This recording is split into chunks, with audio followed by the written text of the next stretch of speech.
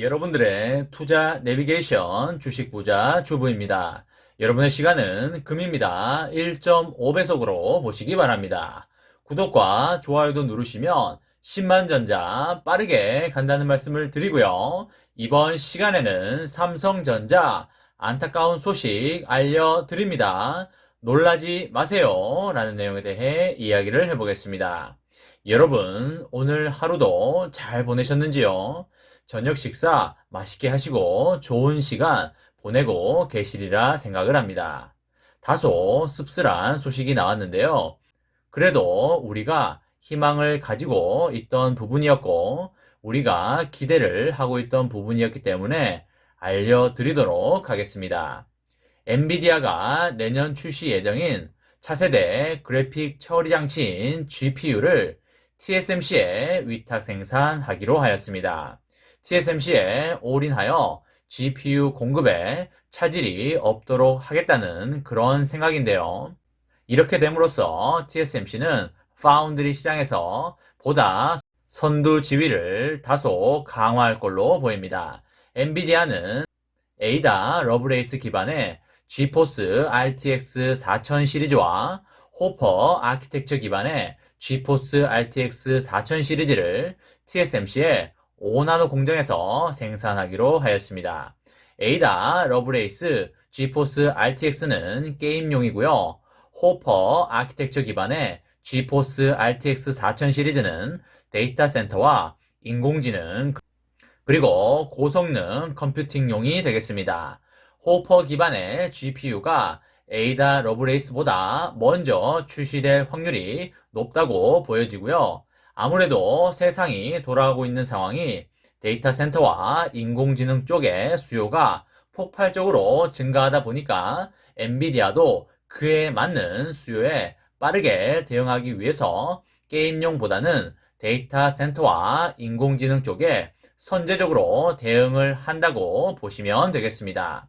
그리고 데이터 센터 쪽은 구글과 아마존, 마이크로소프트 같은 공룡 기업들과 연계되어 있고요. 매출액이나 영업이익률도 타 제품에 비해서 월등히 높기 때문에 그 분야를 절대 놓쳐서는 안 된다는 생각이 깔려 있다고 보시면 되겠습니다.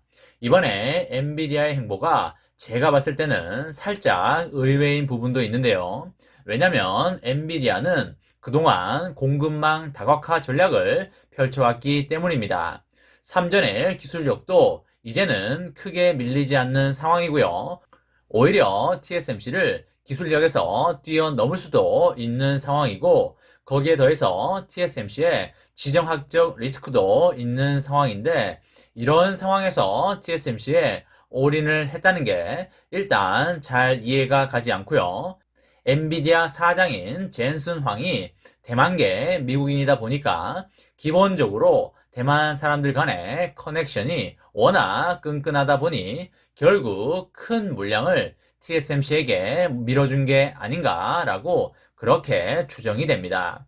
이번에 애플 사건으로 인해서 AMD는 삼전 쪽으로 기우는 모습을 보이고 있는데 엔비디아도 적어도 일부 물량은 삼전에게 맡기는 모습을 발했는데요. 다소 많이 안타까운 것 같습니다. 엔비디아의 ARM 인수권에 대해서 삼전의 반대 영향도 엔비디아와 삼전 간의 심리적 유리벽으로 작용한 듯 보이고요. 이렇게 되면 삼성전자가 더욱더 압도적인 기술력을 바탕으로 엔비디아가 삼전으로 넘어오게 할 수밖에 없다라고 보여집니다. 시간의 문제이지 삼전은 충분히 그렇게 할 수 있다고 믿고 있고요. 실제로도 그럴 역량이 충분히 있기 때문에 미리 우리가 상심하기보다는 좀 더 시간을 갖고 지켜보도록 했으면 좋겠습니다. 엔비디아는 데이터 센터용 그래픽 칩을 TSMC에 7나노에서 양산을 했었고요.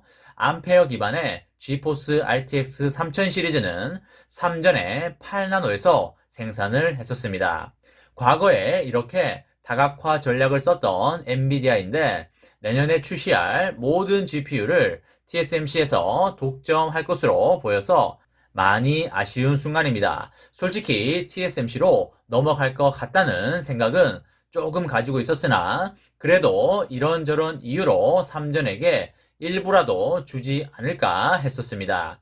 결국 엔비디아의 젠슨 황 사장은 삼전과 TSMC의 양분하는 전략이 유리하지 않다고 판단을 했다고 보여지고요. 아마 젠슨 황 사장과 TSMC 간에 모종의 딜이 있지 않았을까 그렇게 추측이 됩니다. 젠슨 황도 TSMC가 애플을 편애하고 있다는 건 당연히 알고 있는 상황에서 엔비디아도 다른 기업들처럼 물량 차질을 빚을 수 있다는 것도 충분히 예상을 했을 터이고요. 그런 상황에서 TSMC 사장한테 엔비디아도 애플에 버금가는 지위와 그리고 인센티브와 생산 물량에 차질이 없는 무언가를 확정해 달라고 딜이 있었을 걸로 그렇게 생각이 됩니다. 지금 돌아가는 세계 판때기를 보면요. 반도체의 엄청난 초호황 속에서 고객사들의 주문이 밀려들면서 파운드리 회사들은 모든 물량을 적기에 소화하지 못하고 있는 그런 상황이고요. 그렇기 때문에 파운드리 회사 입장에서 봤을 때도 주문량이 많은 회사를 우선 순위로 둘 수밖에 없는 그런 상황입니다. 그렇기 때문에 애플이 TSMC에게 엄청나게 이익이 되는 물량을 몰빵을 쳐주니까 TSMC가 애플을 완전 황제 모시듯이 대접을 하고 있는 게 아니겠습니까?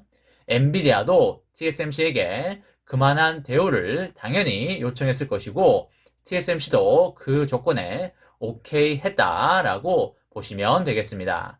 다만 앞으로 TSMC가 하는 행동을 봐서 엔비디아는 삼전으로 일부 갈아타거나 그렇게 할 수 있는 가능성은 충분히 열려있기 때문에 삼전도 엔비디아와 계속적으로 좋은 관계를 만들어 가야 되겠습니다.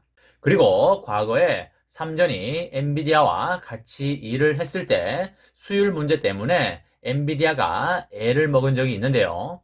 삼전이 앞으로 해결해야 할 부분 중에 하나가 바로 수율적인 측면인데요. 다행히도 ASML이 경기도 화성에 떡하니 자리를 깔았지 않습니까? 과거보다 훨씬 좋은 수율이 나올 것이 확실하고요. 혹여나 문제가 생길 경우에 빠르게 대처가 가능하기 때문에 과거보다 수율적인 리스크가 훨씬 좋아졌다라고 그렇게 볼 수가 있겠습니다. 이것도 결국 시간의 문제이지 삼전이 엔비디아의 물량을 향후에는 가져올 수 있다고 저는 그렇게 생각을 하고 있습니다. 기술력에서도 뛰어넘고 심리적 벽도 깨고 한다면 삼전은 충분히 TSMC를 능가할 수 있다라고 판단이 됩니다. 결국에는 삼전이 시스템 반도체 1위 자리를 가져올 수밖에 없다라는 말씀을 드리고요. 결국에 시간은 삼성전자 편이다라는 말씀을 드리도록 하겠습니다. 이번 시간에는 삼성전자 다소 안타까운 소식 알려드립니다. 놀라지 마세요 라는 내용에 대해 이야기를 해보았습니다. 저와 함께 삼성전자 장기 투자로 행복한 미래를 만들어 가실 분은 구독과 좋아요를 눌러주시면 감사하겠습니다. 마지막으로 파이팅하고 마치도록 하겠습니다. 하나, 둘, 셋, 파이팅! 감사합니다.